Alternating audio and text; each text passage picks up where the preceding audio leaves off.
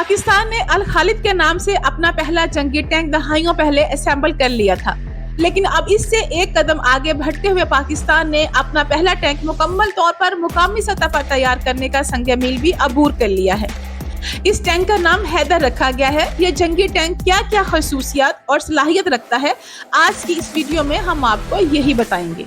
वक्त गुजरने के साथ साथ अगरचे आलाते हर्ब भी तब्दील हुए और जंगी साजो सामान में भी जिद्दत आती चली गई, लेकिन मैदान जंग में कोई इलाका फतह करना हो या काबिज कुव्वतों से मकबूजा इलाका वागुजार कराना हो तो बड़ी फौज को ही आगे बढ़ना पड़ता है।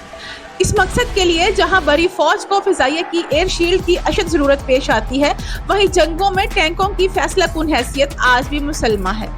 पाकिस्तान में हैवी इंडस्ट्रीज टेक्सला पाक फौज के लिए 72 जंगी गाड़ियां और मेन बैटल टैंक तैयार करने वाला इदारा है। इस इदारे ने हाल ही में अपना मुकामी तौर पर तैयार करदा पहला जंगी टैंक हैदर भी मुतारफ करवा दिया है। ये जंगी टैंक हैदर नोरिंको BT4 की एक किस्म है, जिसे पाक फौज ने साल 2020 में अपने फ्लीट में शामिल किया था।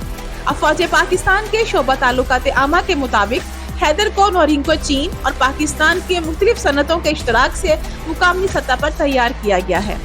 हैदर जंगी टैंक का ये यूनिट दरअसल एक पायलट प्रोजेक्ट का हिस्सा था।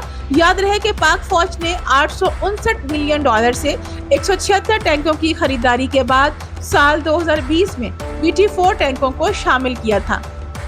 इन टैंकों की तैयारी में हैवी इंडस्ट्रीज टेक्सला को शामिल करने से जाहिर होता है कि पाक फौज BT4 यानी हैदर टैंक की तैयारी में खुद कफालत और खुद इन्हिसारी की पॉलिसी पर गामजन है। साल 2023 में हैवी इंडस्ट्रीज टेक्सला की न्यूज मीडिया फुटेज की बुनियाद पर कहा जा सकता है कि हैदर प्रोग्राम में महज नोरिंको की फ्राहम करदा नॉकडाउन किट से टैंक को असेंबल ही नहीं किया जा रहा, बल्कि हैदर प्रोग्राम में महज असेंबलिंग से कहीं ज्यादा काम हो रहा है। मिसाल के तौर पर अब BT4 के ब्रिज और चिप्स को मुकामी सतह पर वेल्ड किया जा रहा है।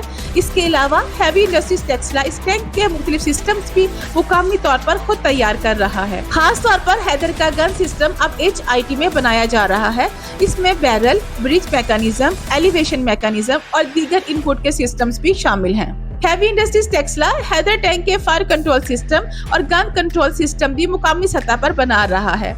इसके अलावा मुमकिना तौर पर ऑप्ट्रॉनिक्स यानी गन्स और कमांडर विजन सिस्टम्स भी मुकामी सतह पर तैयार किए जा रहे हैं। दरअसल साल 2021 में हैवी इंडस्ट्रीज टेक्सला के पास एक मिशन और वाज़ेह समत मौजूद थी। मतलब ये कि अल खालिद 2 प्रोग्राम की अगली मंजिल क्या होगी। ये मंजिल दरअसल इस टैंक का एक जदीद, अहम और अपग्रेड वर्जन होना थी। अब सवाल ये भी है कि हैदर टैंक के बाद अल खालिद टैंक का मुस्तकबिल क्या होगा। इस सिलसिले में ये हो सकता है कि पाक फौज मुमकिना तौर पर अल खालिद 2 को अपग्रेड करने के लिए BT4 की टेक्नोलॉजी का फायदा उठा सकती है।